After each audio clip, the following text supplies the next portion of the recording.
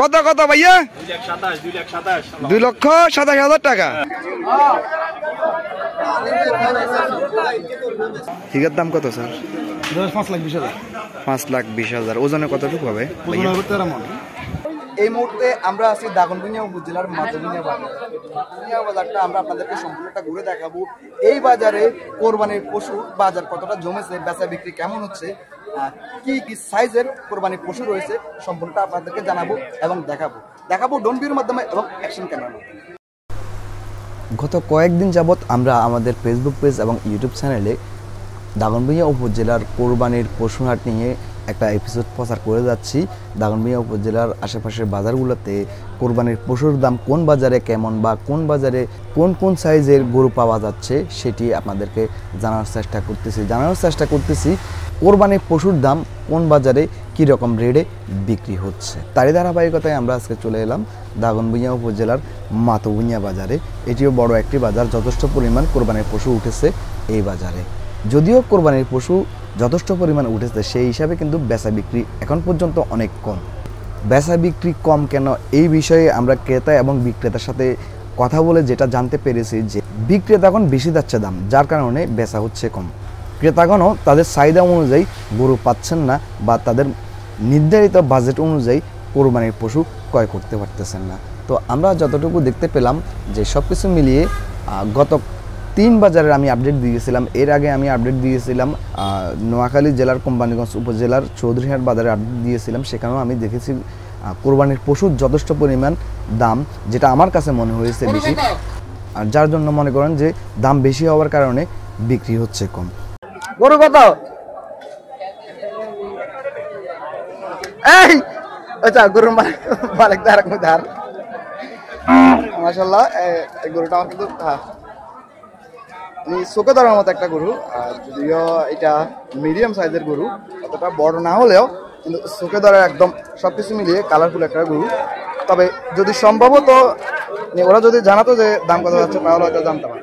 তো এরপরে আমি দাগনভূঞাতেও দেখেছি একই অবস্থা। দাগনভূঞা বাজারে যেই কোরবানির পশু হাটটি ছিল বা বসেছে সেটিও এখানে দেখলাম যে দাম অতিরিক্ত বেশি, যার কারণে অল্প কিছু সংখ্যক গরু বিক্রি হয়েছে দাগনভূঞা বাজারেও। ঠিক একই অবস্থা থেকে আমি যদি ব্যাকের বাজারের কথা বলি, ঠিক ব্যাকের বাজারেও অধিক দামের কারণে কোরবানির পশু একদমই কম বিক্রি হয়েছে।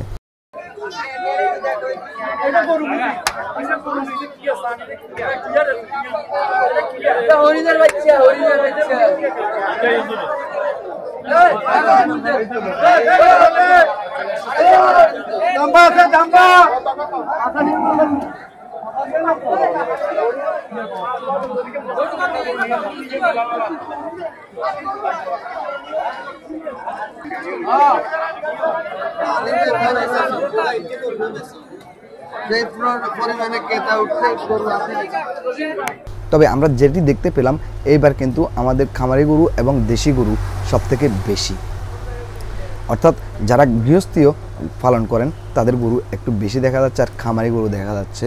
তো সেই হিসাবে ইন্ডিয়ার যে সাদা গরুগুলো আছে এগুলো কিন্তু কম রয়েছে, আর কিছু নেপালি গরু রয়েছে। গত 3 দিনে আমরা যদিও বেচা বিক্রি তেমন একটা না দেখি, কিন্তু আজকে যেটা আমি এই বাজারে বুঝতে পারলাম সেটি হচ্ছে যে এই বাজারে গত 3 দিনের তুলনায় এই বাজারে কোরবানির পশুর দাম অনেক কমেছে। গরু এবং ছাগল উভয়ের দাম কিন্তু অনেক কমেছে।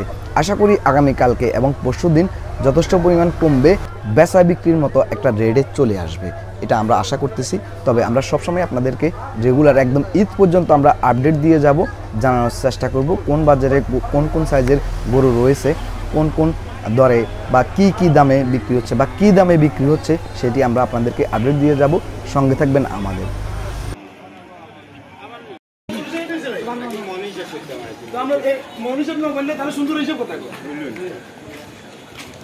মাতুভূঞা বাজারের সব থেকে বড় গরু এটি। হিগার দাম কত স্যার? 5,20,000। ওজনে কতটুকু হবে? 13 মন ওজনের গরু 5,20,000 টাকা ওনারা চাচ্ছে। এটা হচ্ছে যে মাতুভূঞা বাজারের করিমুল্লাহ উচ্চ বিদ্যালয়ের পিছনে যেই পশুগুলো থাকে ঠিক এখানে আপনারা এটা পাবেন। যদি স্থানীয় কারো যদি পছন্দ হয় আসতে পারেন। তবে আজকের বাজারে আমি সবথেকে বড় গরু যেটি সেটি আমি এটাকে রাখবো। যদি একদম আপনারা যদি বলেন মাতুবুনিয়া বাজারে আপনারা সবথেকে বড় গরু কোনটি, তো আমি এটাকেই রাখবো। এটা কিন্তু এখানে আছে, এখনো বিক্রি হচ্ছে না। ওনারা দাম চাচ্ছেন 5,20,000 টাকা।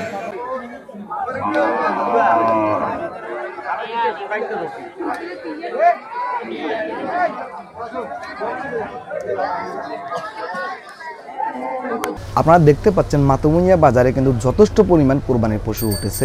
তো সেই হিসাবে বলা যায় যে এখন পর্যন্ত বাজারে পশু আমার কাছে মনে হচ্ছে না যে কোনো অংশে কম আছে, বরঞ্চ এলাকার পাবলিক যারা কোরবান দেবে ওই হিসাবে গ্রাহকের থেকে এখন পর্যন্ত গরু যথেষ্ট বেশি রয়েছে। যদিও খামারি গরু এই বছর না হলে সামনের বছর বিক্রি করতে পারবে, এই হিসাবে হয়তো দাম কিছু ধরে রাখার চেষ্টা করবে এই পর্যন্ত। না হয় কিন্তু মনে করেন যে বেচা বিক্রি এখন থেকে শুরু হতো। তো আশা করব যে আগামীকাল থেকে বা পরশু দিন থেকে বেচা বিক্রির হিড়িক পড়বে। এই দিকটা হচ্ছে যে মাতুবুনিয়া বাজারের ছাগলের বাজার। তো আপনারা দেখতে পাচ্ছেন ছাগলও যথেষ্ট পরিমাণে উঠেছে, খারাপ না আমার মতে, যথেষ্ট পরিমাণে উঠেছে। যদিও এখন তেমন একটা ছাগলের কোরবান খুব কম দেয়া হয়, অনেকে পছন্দ করেন, সেই হিসাবে আমি এই দিকটা আপনাদেরকে একটু দেখিয়ে যাচ্ছি। একটা বিষয় আপনাদেরকে জানিয়ে রাখি, মাতুবুনিয়া বাজার এবং ব্যাকের বাজার ঘুরে আমি যেটা দেখলাম সেটি হচ্ছে যে মাতুবুনিয়া এবং ব্যাকের বাজারে এই দুই বাজারে ছোট সাইজের গরু এবং মাঝারি সাইজের গরু একটু বেশি আছে। বড় সাইজের গরু তেমন একটা চোখে না পড়লেও ছোট সাইজ এবং মাঝারি সাইজের গরু বেশি রয়েছে।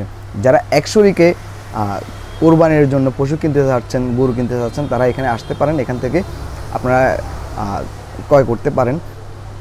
অ্যাভেলেবল মাঝারি এবং ছোটো সাইজের গরু রয়েছে, বড় সাইজের গরুও কিছু রয়েছে, তবে তুলনামূলক হারে ছোটো সাইজের এবং মাঝারি সাইজের গরু এখানে বেশি রয়েছে।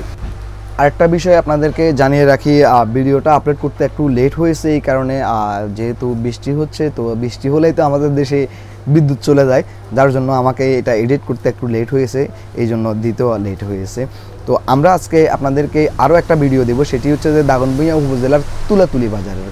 তো তুলাতুলি বাজারে কেমন বেচা বিক্রি হলো, কেমন দামে বেচা বিক্রি হচ্ছে, বা কোন কোন সাইজের কোরবানির পশু উঠেছে, এখানে গরু এবং ছাগল কোন কোন সাইজের পাওয়া যাচ্ছে, বা আদৌ কি বেচা বিক্রি হচ্ছে কিনা, সম্পূর্ণটাই আমরা আপনাদেরকে জানাবো। দেখতে আমাদের সঙ্গে থাকবেন, আমরা কিছুক্ষণ পরেই সেই ভিডিওটা আপলোড করব। আর যারা ফেসবুক থেকে দেখছেন তারা আমাদের এই ফেসবুক পেজটি লাইক ফলো দিয়ে আমাদের সাথে যুক্ত হবেন। যাই হোক, আজকের মতো যাচ্ছি। আমাদের আজকের এই ভিডিওটি কেমন লেগেছে অবশ্যই কমেন্ট করে জানাবেন আপনি কোথা থেকে দেখছেন। ভিডিও নিয়ে আপনার মূল্যবান মতামত জানাতে ভুলবেন না। আজকের মতো যাচ্ছি, সকালে ভালো থাকবেন, সুস্থ থাকবেন, আল্লাহ হাফেজ।